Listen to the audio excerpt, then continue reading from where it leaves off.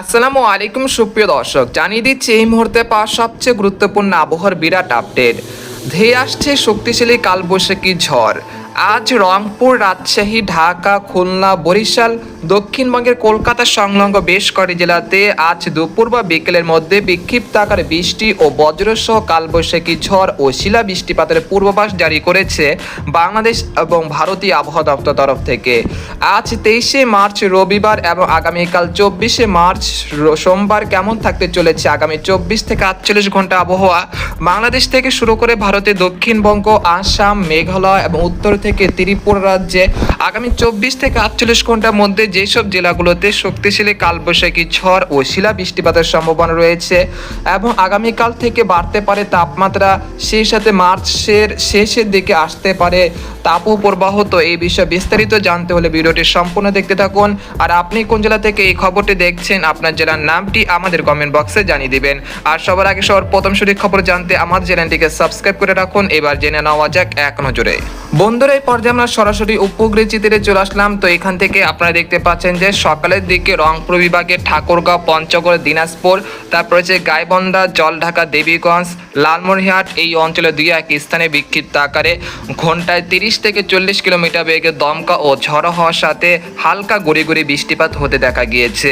এছাড়া আজ দুপুর বা বিকেলের মধ্যে রাজশাহী বিভাগে রাজশাহী, পুটিয়া, লালপুর, মহানপুর, চাঁপাইনবাবগঞ্জ, সিংড়া, নন্দীগ্রাম, তারাস, বগুড়া, আদামদিঘি এই অঞ্চলে দুই এক স্থানে বিক্ষিপ্ত আকারে বৃষ্টি ও বজ্রসহ কালবৈশাখী ঝড়ের একটা সম্ভাবনা রয়েছে। আর এদিকে দেখা যাচ্ছে যে দক্ষিণ ভারতের মুর্শিদাবাদ, কৃষ্ণনগর, নালিহাটি, কাটোয়া, সিউড়ি, দুর্গাপুর, বানকরলিয়া, পুরুলিয়া এই অঞ্চলে দুই এক স্থানের আকাশ যেটা মেঘলা রয়েছে, এইখানে পরবর্তীতে কিছুটা বজ্রবাহী মেঘ তৈরি হতে পারে, যার ফলে কাটোয়া, বর্ধমান, শান্তিপুর, তারপর আরামবাগ, চন্দননগর, কলকাতা, কলাঘাট, খড়গপুর, পূর্ব ও পশ্চিম মেদিনীপুর, উত্তর ও দক্ষিণ 24 পরগনা বেশ কয়েকটি জেলাতে বিক্ষিপ্ত আকারে বৃষ্টি ও বজ্রসহ ঝড় বৃষ্টিপাত হতে পারে আজ সন্ধ্যার মধ্যে।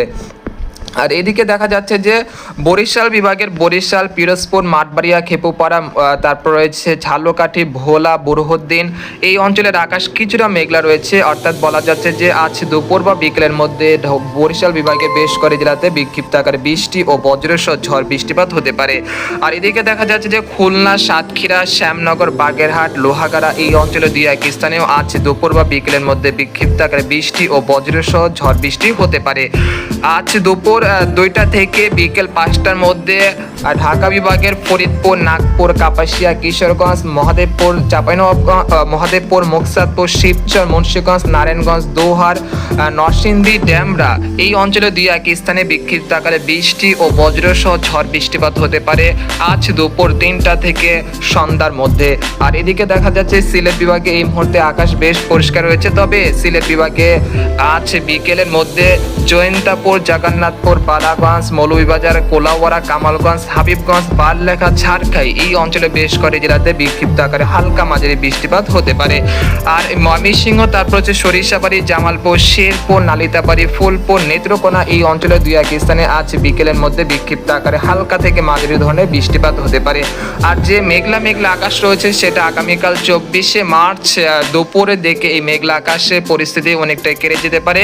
তার পরবর্তী সময় তাপমাত্রা আবারও বৃদ্ধি পেতে শুরু করবে। তো আমরা আগামীকাল অর্থাৎ আগামী 24 ঘন্টায় যেসব স্থানগুলোতে বজ্র বৃষ্টি হতে পারে সেটা এক নজরে দেখিয়ে দিচ্ছি। তো আমরা এই জন্য সরাসরি বৃষ্টি বা বজ্রবাহী মেঘে যে অনুকূল রয়েছে সেখানে চলে আসলাম। তো আমরা দেখতে পাচ্ছি যে আজ বিকেলের দিকে ভারতের ধানবাদ এবং বিহারের উপরে একটি বজ্রবাহী মেঘ তৈরি হতে পারে, যেটা থেকে পরবর্তী অর্থাৎ আজ সন্ধ্যার মধ্যে রংপুর, রাজশাহী, তারপর খুলনা, ঢাকা, ময়মনসিংহ এই অঞ্চলে দুই এক স্থানে বিক্ষিপ্ত আকারে বৃষ্টি ও বজ্রসহ কালবৈশাখী ঝড় হতে পারে। সেই সাথে দক্ষিণবঙ্গের বেশ কয়েকটি জেলাতেও বিক্ষিপ্ত আকারে বৃষ্টি ও বজ্রসহ কালবৈশাখী ঝড় হতে পারে। আমরা দেখতে পাচ্ছি যে এই কালবৈশাখী ঝড় আজ রাত 11টা পর্যন্ত চলমান থাকতে পারে, তারপর রাত 2টা থেকে এই ঝড় বৃষ্টির প্রবণতা অনেকটাই কমে আসতে পারে। তবে আগামীকাল ঢাকা, রাজশাহী, খুলনা, বরিশাল এবং দক্ষিণবঙ্গের দুই এক স্থানের আকাশ কিছুটা ঘোলাটে থাকতে পারে, যেটা সোমবার ভোর সকালের দিকে এরকম পরিস্থিতি তৈরি হতে পারে। অর্থাৎ বলা যাচ্ছে যে কিছুটা কুয়াচ্ছন্ন আকাশ থাকতে পারে, যেটা বেলা বাড়ার সাথে সাথে কেটে যেতে পারে ইনশাল্লাহ। তারপর দুপুর 12টা থেকে একেবারে আমরা দেখতে পাচ্ছি যে আকাশ পরিষ্কার হয়ে যেতে পারে, কোথাও তেমন মেঘলা আকাশ ও বৃষ্টিপাতের সম্ভাবনা থাকবে না। অর্থাৎ যে আগামী দুদিন যে তাপমাত্রা কমেছিল সেটা কিন্তু আগামীকাল থেকে বাড়তে শুরু করবে। তারপর এরকম ধীরে ধীরে বাড়তে শুরু করবে তাপমাত্রা। তারপর মার্চ মাসে 29 বা 30 তারিখ দেশের উপর আবারও একটি মৃদু তাপপ্রবাহের একটা আশঙ্কা তৈরি হতে পারে। তো সে বিষয়ে আপনাদেরকে পরবর্তী ভিডিওতে জানিয়ে দেওয়া হবে। আর আগামী দিনে কোনো ঝড় বৃষ্টি বা তুফানের কোনো সম্ভাবনা দেখা যাচ্ছে না। তো এই ছিল আজকের খবর। তো এরকম লেটেস্ট খবর জানতে আমাদের সাথে থাকবেন। ধন্যবাদ।